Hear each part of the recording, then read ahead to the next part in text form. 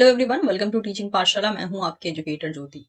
इस वीडियो में मैं आपको इन्फॉर्मेशन देने वाली हूं रिगार्डिंग द पीएचडी प्रोग्राम जो कि रिलीज किया गया है आईआईटी खड़गपुर की तरफ से। और ये पीएचडी प्रोग्राम होने वाला है for the autumn semester, that is PhD program 2024 to 2025, जैसा कि आप देख सकते हैं।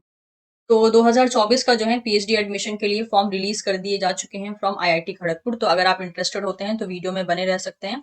हम यहाँ पे डिटेल को डिस्कस करेंगे कि कौन कौन से की पॉइंट जरूरी हैं आपको इस फॉर्म के लिए अप्लाई करने के लिए। ठीक है, तो अगर हम एक बेसिक गाइडलाइंस की बात करें तो जैसे कि आप यहाँ पे देख सकते हैं, The application are invited from for the admission to the PhD program, regular with the Institute of Assistantship and individual fellowship, that is by CSIR, UGC, DBT, ICMR, Inspire, etc. Sponsored भी available है and working professions का भी available है।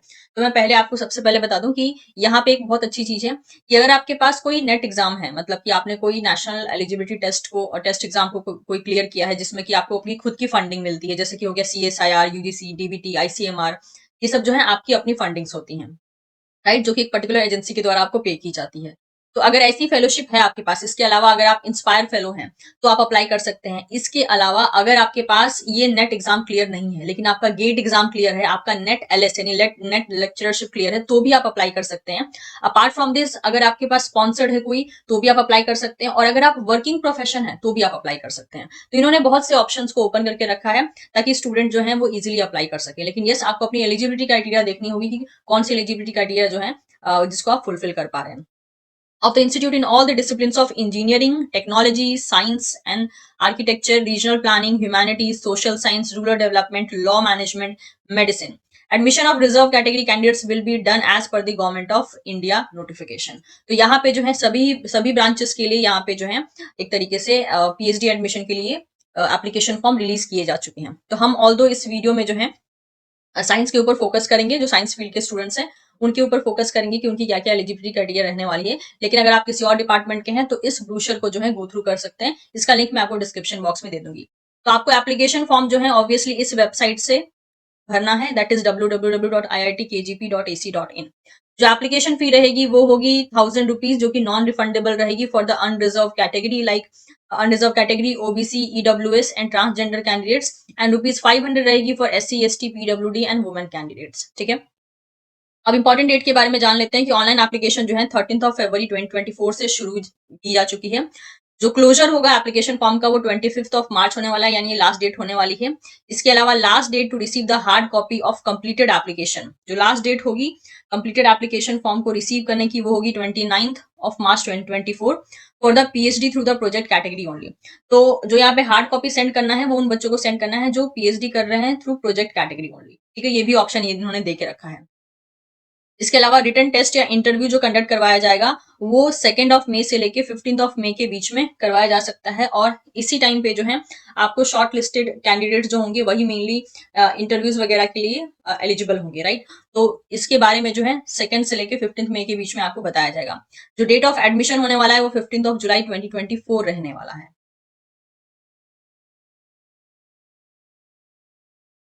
यहाँ पे बता के रखा है कि आपको एप्लीकेशन फॉर्म कैसे फिलअप करना है। Fill the online application form, उसके बाद पेमेंट करना है, फॉर्म सबमिट करना है, उसके बाद जो है प्रिंट आउट ले लेना है। मेक श्योर आपको जो है इस प्रिंट आउट को कहीं पे सेंड नहीं करना है। अगर आप इन जनरल पीएचडी कर रहे हैं तो आपको कहीं पे सेंड नहीं करना है। जो बच्चे प्रोजेक्ट के थ्रू जो है पीएचडी करेंगे उनको सिर्फ हार्ड कॉपी को सेंड करना है। और बाकी जो भी क्वेरी होगी रिगार्डिंग द पीएचडी एडमिशन वो ऑब्वियसली आप इस मेल आईडी पे मेल करके पता कर सकते हैं अगर आपको कहीं भी कोई दिक्कत आती है तो। और बाकी सब डिटेल यहाँ पे दे के रखा है अबाउट द इंस्टीट्यूट। अगर आपको नहीं पता है आईआईटी खड़गपुर के बारे में तो आप यहाँ पे जो है इजीली बहुत कुछ यहाँ पे मेंशन किया है कि ये कौन कौन सी फैसिलिटी देते हैं, काउंसलिंग सेंटर, हेल्थ केयर, इसके अलावा एकोमोडेशन, एमेनिटीज, सब कुछ यहाँ पे मेंशन करके रखा है। डिपार्टमेंट वाइज जो है सभी डिपार्टमेंट के जो है यहाँ पे लिंक दे के रखे हैं, आप उसको भी गो थ्रू कर सकते हैं। चलिए आप समझ लेते हैं एलिजिबिलिटी क्राइटेरिया जो कि मेन होने वाला है। इसी के बेसिस पे जो है डिसाइड होगा कि यस आप अप्लाई कर सकते हैं या नहीं। एलिजिबिलिटी क्राइटेरिया में जैसे कि मेंशन किया है, all the candidate seeking the admission for PhD programme under the category mention below shall have to possess requisite marks और grade in qualifying degree as shown below.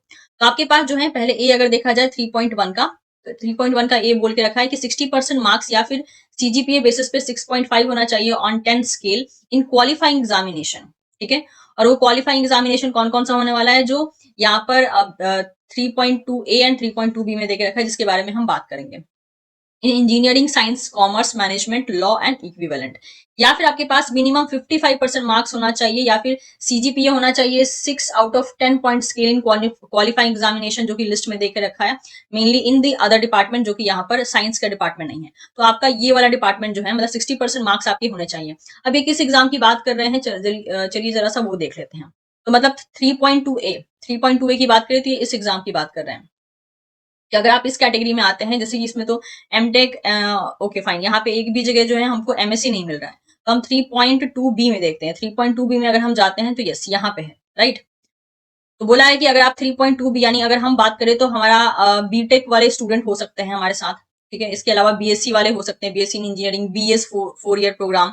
इसके अलावा MSc that is master of science हो गया, या फिर MBA हो गया, या पीजी डिप्लोमा इन मैनेजमेंट हो गया, एमबीबीएस हो गया। अगर ये सारी डिग्री है तो आपके पास कितने मार्क्स चाहिए, इन्होंने जैसे कि मेंशन करके रखा है कि अगर ये वाली सारी की सारी डिग्री है आपके पास, तो आपको जो है लगभग चाहिए यहाँ पर दैट इज 60% मार्क्स, ठीक है। क्योंकि हम साइंस वाले स्टूडेंट हैं, तो साइंस वाले स्टूडेंट की कैटेगरी सिर्फ यहाँ पे है। तो जो भी आपका फाइनल डिग्री होगा, फाइनल क्वालिफाइंग जो आपका डिग्री होगा, उसमें आपके 60% मार्क्स चाहिए, और अगर 10 स्केल पे था तो 6.5 पॉइंट जो है यहाँ पर कंसिडर किया जाएगा। तो ये है आपकी एलिजिबिलिटी क्राइटेरिया। इसके अलावा अगर देखा जाए यहाँ पे, तो और भी बहुत सी चीजें मेंशन करके रखी है जो आपको फॉलो अप करना है। एडिशनल क्राइटेरिया के बारे में बात कर लेते हैं यहाँ पे।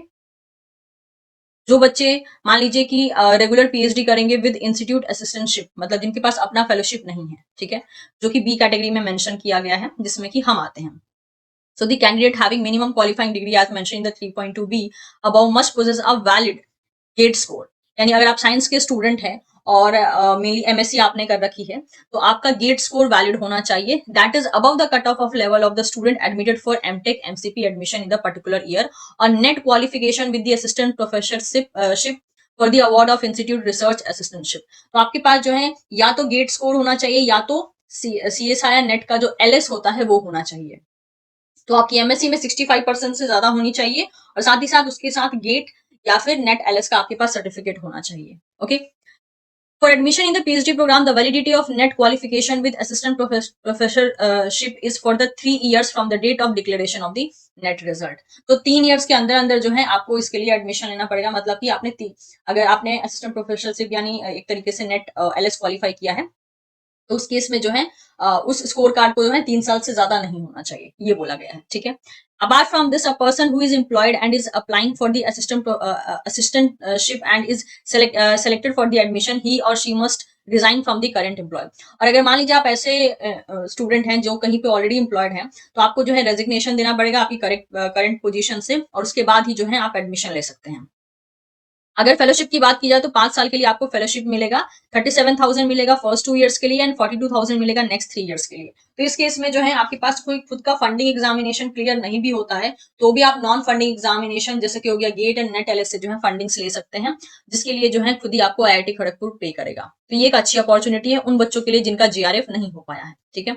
इसके अलावा जैसे कि आप देख सकते हैं यहाँ पे और भी बहुत सी चीजें मेंशन है। No research student shall be permitted to receive any emolument salary stipend other than their stipend. तो यहाँ पे ये बोला गया है कि जो भी स्टाइपेंड आपको इंस्टीट्यूट की तरफ से दिया जाएगा, उसके अलावा कोई आप एडिशनल स्टाइपेंड या सैलरी कहीं और से नहीं ले सकते हैं। इंडिविजुअल अगर आपके पास फेलोशिप है, जैसे कि आपके पास अपना कोई जीआरएफ एग्जाम क्लियर है, तो आप डायरेक्टली जो है यहाँ पे अप्लाई कर सकते हैं। All candidate applying for the individual fellowship category must have valid award letter. आपके पास वैलिड अवार्ड लेटर होना चाहिए जिसमें कि फेलोशिप का के बारे में मेंशन हो, और फंडिंग एजेंसी हो सकती है CSR, UGC, DST, DBT, ICMR etcetera, ठीक है। तो ये सारी की सारी चीजें जो है यहाँ पे मेंशन करके रखी है। तो चाहे आपके पास जीआरएफ हो या ना हो, आप अप्लाई कर सकते हैं। इसके अलावा स्पॉन्सर्ड प्रोजेक्ट में जो स्टूडेंट है जो कि एक तरीके से जिनके पास मिनिमम 2 year का जॉब एक्सपीरियंस है, तो वो जो है अप्लाई कर सकते हैं। आप इसको गो थ्रू कर लीजिएगा स्पॉन्सर्ड के बेसिस पे कि जो पीएचडी में बच्चे एडमिशन लेंगे उनकी क्या क्या रिक्वायरमेंट होने वाली है।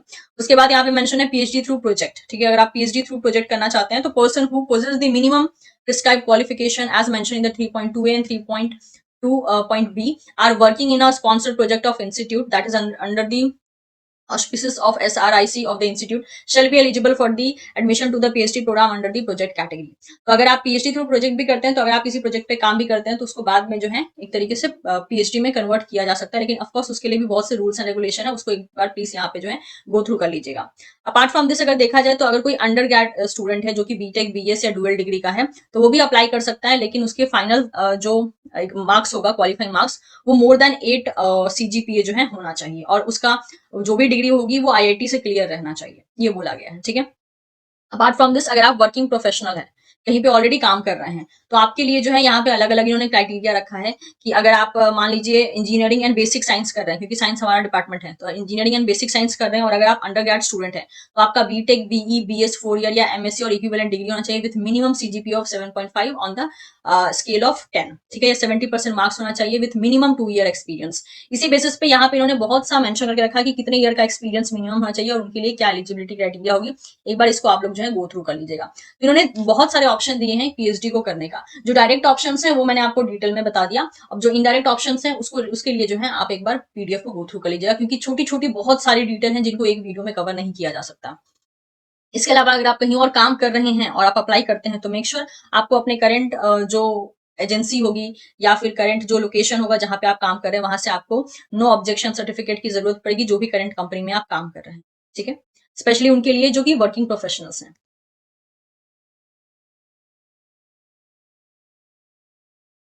सिलेक्शन एंड एडमिशन की बात करते हैं, तो यहाँ पे जो है सिलेक्शन एडमिशन के लिए आपके ओवरऑल एकेडमिक परफॉर्मेंस को देखा जाएगा, रिटर्न टेस्ट को देखा जाएगा जो कि ऑफलाइन मोड में होगा, एंड जो प्रोफेशनल इंटरव्यूज होंगे वो भी देखे जाएंगे, दैट इज ऑफलाइन मोड में। अब जो शॉर्ट लिस्टिंग होगी फाइनल कैंडिडेट्स की, ऑब्वियसली वो इन सबके बेसिस पे होने वाली है, और आपका कैसा परफॉर्मेंस रहेगा इंटरव्यू एंड रिटर्न एग्जाम में उसके बेसिस पे होगी। पेमेंट एंड डिपॉजिट्स के बारे में आप यहाँ पे पढ़ सकते हैं कि अगर एक बार आप एडमिशन लेते हैं तो क्या क्या रूल्स एंड रेगुलेशन रहने वाले हैं, कौन कौन से फी आपको पेमेंट करना पड़ेगा, कौन रिफंडेबल होगा, कौन सा नॉन रिफंडेबल होगा। Emoluments and sorry enrolments and course work के बारे में भी बता के रखा है, इसको भी आप गो थ्रू कर सकते हैं। रजिस्ट्रेशन के बारे में बता के रखा है। सेमिनार और रिसर्च वर्क कैसा होगा, थीसिस एंड डिफेंस कैसे होंगे, अवार्ड डिग्री के बारे में भी यहाँ पे बता के रखा है। इसके अलावा यहाँ पे नो ऑब्जेक्शन कम स्पॉन्सरशिप सर्टिफिकेट दे के रखा है। ये वो बच्चे इसको प्रिंट आउट निकलवा के भर सकते हैं और भर के वापस से स्कैन करके इसको सॉफ्ट कॉपी में चेंज कर सकते हैं, मतलब जिन बच्चों को इसकी रिक्वायरमेंट है।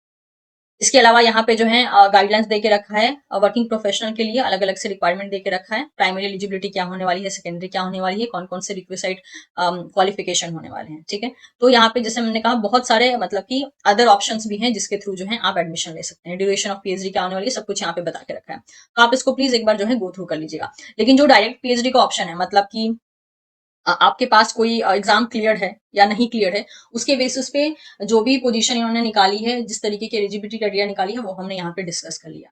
और बाकी जो बच्चे जो इन्होंने बहुत एक्सेप्शनल चीजें निकाली हैं कैटेगरी वाइज, अगर आप चाहें तो उसको एक बार गो थ्रू कर लीजिएगा इनकी वेबसाइट से, इस ब्रोशर को डाउनलोड करके। इसका लिंक मैं आपको डिस्क्रिप्शन बॉक्स में भी दे दूंगी। तो इन्फॉर्मेशन पसंद आई हो तो आप वीडियो को लाइक कर सकते हैं, दोस्तों के साथ शेयर कर सकते हैं, and don't forget to subscribe Teaching Pathshala for more such video updates. Thank you so much everyone, will see you soon in the next session.